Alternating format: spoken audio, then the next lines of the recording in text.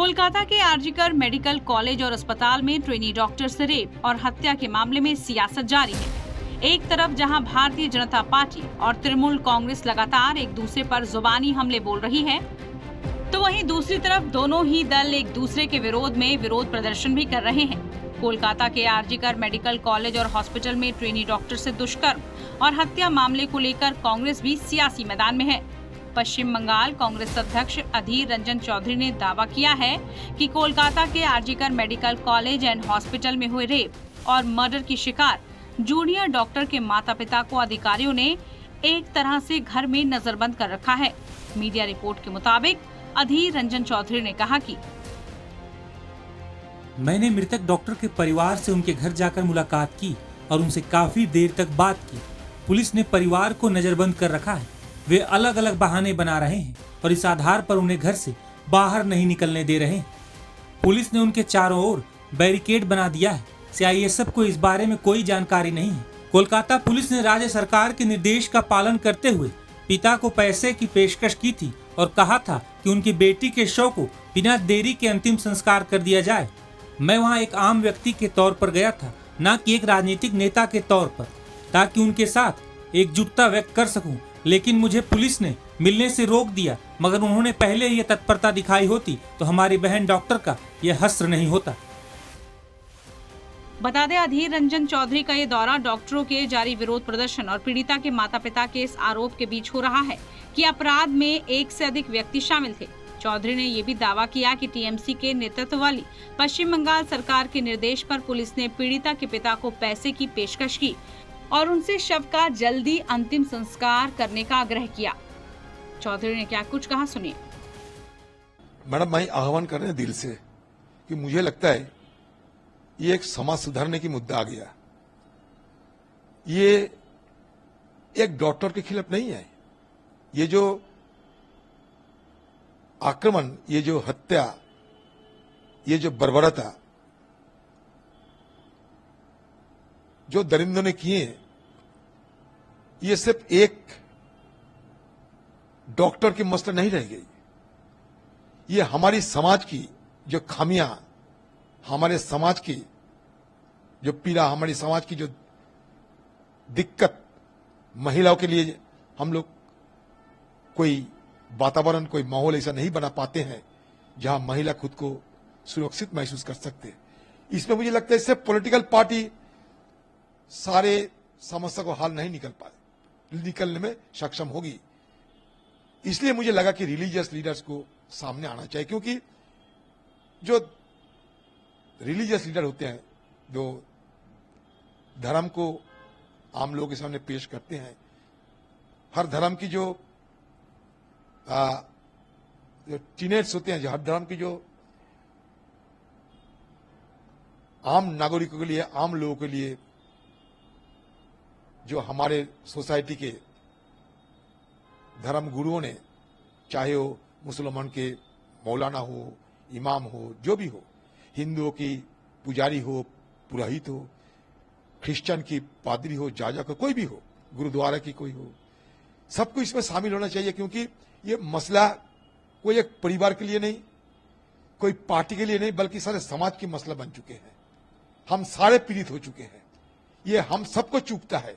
हर घर में बेटी है, हर घर में माँ है, बहन है, सबको चूकता है ये मसला। इसलिए मुझे लगता है सबको इसमें शामिल होना चाहिए। जो सीबीआई इंक्वायरी कर रही है, अच्छा खासा दिन हो गया है, को लेकर आप क्या कहेंगे? क्योंकि राज्य सरकार कोलकाता हताश हो गए हैं, क्योंकि शुरू से ही राज्यों की पुलिस सूबे की सरकार की मदद से और अपराधियों को बचाने के लिए सरकार के खिलाफ कोई सवाल ना उठे, सरकार को कोई दोष ना दे, इससे मद्देनजर शुरू से ही ये छानबीन में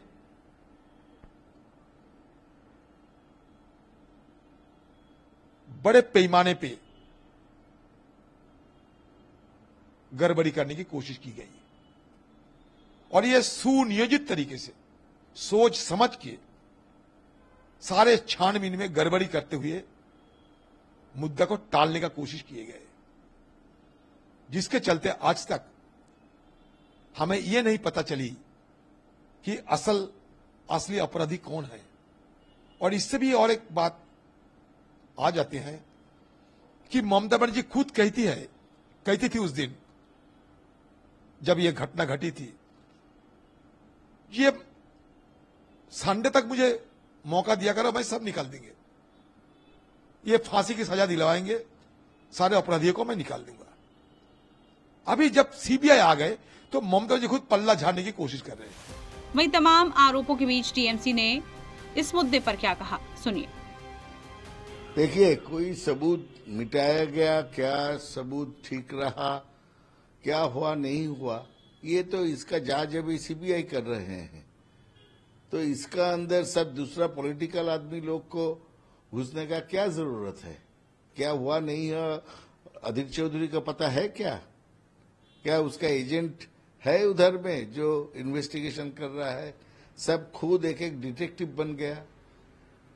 ये तो अजीब चीज बन गया। सब चैनल में बैठ के नहीं तो अपना खुद का पार्टी ऑफिस में बैठ के एक एक डिटेक्टिव बन के सब बयान दे रहा है। जो हुआ उसका जांच सीबीआई कर रहा है। एक हो सकता है सीबीआई के ऊपर भरोसा है और दूसरा आदमी को बोल सकता है ये सीबीआई के ऊपर हमारा भरोसा नहीं है। इसका बाहर में और तो कुछ बोलने वाला चीज नहीं है। सीबीआई जांच करके उसका रिपोर्ट सुप्रीम कोर्ट को देगा। इसके अंदर अधीर चौधरी किधर से आ रहा है? और चीफ मिनिस्टर ममता बनर्जी जो चिट्ठी लिखा, वो चिट्ठी का जो सारांश है, समरी है, वो है 140 करोड़ आम जनता, भारत का आम जनता का और हृदय का जो बात है वो है ये चिट्ठी में। ये ऐसा घिनौना अपराध के लिए हाईएस्ट पनिशमेंट चाहिए, जल्दी इन्वेस्टिगेशन चाहिए।